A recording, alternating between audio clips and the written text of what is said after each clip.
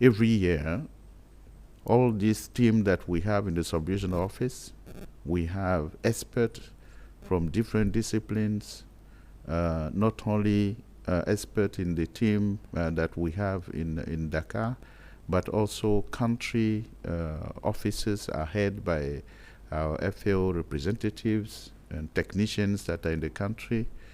We all get together with sub-regional organizations, ECOWAS, UEMOA, SEALS, and also representatives from government in those countries. We get together to discuss, to define priorities, and to see, to take stock of what we did, the result that we achieved, and we decide where we can go next. And this is what the MDT is about. It's a very big meeting for planning, but also for taking stock and also planning and see how we can achieve the goal of FAO and how FAO can best serve actually countries and sub-regional organizations for which we are here for. You're right. Yeah. And I believe during the course of the high-profile meeting you just talked about, you will be discussing regional challenges that I believe are kind of militating against the development of the agri-food business here in West Africa or in the region per se. What are some of those challenges? Yeah, I mean, agriculture as I define, if you want to produce food, globally we talk about agri-food or agri-food systems. It's a complex system, but you need about 4 basic things. First, you need to have soil, very good soil.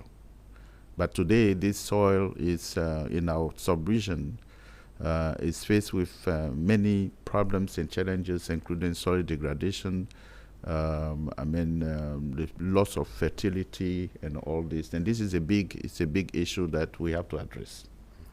The second is water. If there's no water, there's no agriculture. You need to mobilize water. You need to come up with good techniques for irrigation. The region does not have problem with water resources per se. We have water, underground water. We have surface water, but we need technology, investment to get this water to the field. The third one is energy. Now agriculture is used with a lot of innovation, mechanizations. You need energy sources, including alternative energies like solar power and all this. And the fourth is seed. You need to have quality seed, to be able to improve your production and your productivity. You talked about young people. Here, it's like they're taking up agriculture gradually, but the numbers are small.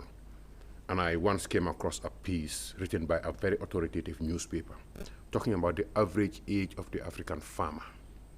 It seems as if all the young people are leaving their villages, towns, and hamlets to look for the proverbial greener pasture. If it's not in the cities, it's abroad. Yeah. And Africa in 1950 had less than 10% of the world population. Now we are talking about it having 40% of the world's population by 2050.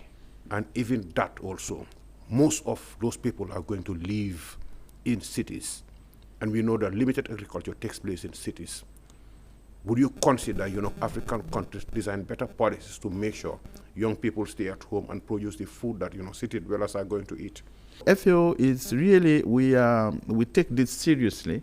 That's why we have, whatever we have as activities, we put in the youth employment component, but not only youth, but women. Women plays a very important role in food security. Mm-hmm. And when they work together with youth, we can actually transform also agriculture very quickly because their contribution will be actually taken into account. But countries need to discuss to have the proper policy, coherent policy, and have youth as a priority, with good policy to allow this youth to have access to technology and finance and knowledge. which we are doing. We are training. In fact, we have programs that we call in French is Mija, but I will say that this program is is incubation of youth, training them how they are accompanied with extension, how to work with banks, for them to have access to credit, and how to train them also with applications with digitalization for to commercialize their products, how they can have access to water and also some production infrastructure, and this is working.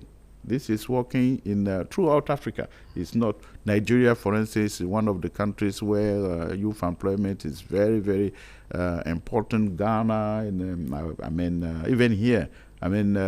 Here, for instance, the Gambia is known for the use of solar energy. Supporting women to produce vegetable, But this is also being taken today as an example. We are taken to other countries as well for youth and for women and etc. All right.